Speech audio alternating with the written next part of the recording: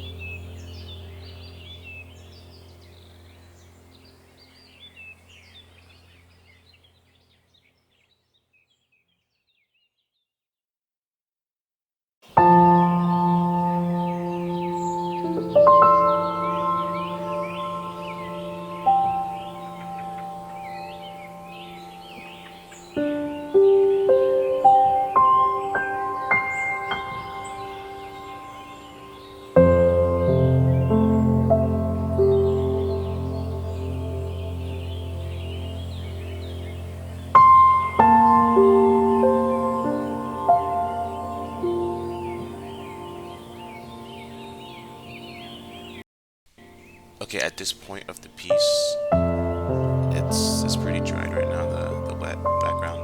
So this is my attempt to kind of scrape off those kind of specks that was coming off of the brush, which I think I'm feeling miserably. I mean, a lot of it did come out, but for the most part, I kind of liked it. The end, I kind of liked the end result, where I left that kind of the remains of the outlines of those specks that came out that brush. But yeah, so here I am. So typically, whenever I'm starting on the main subject, or maybe a person or an animal, I typically always start off with the head. It gives me a sense of direction, and then I just work my way down.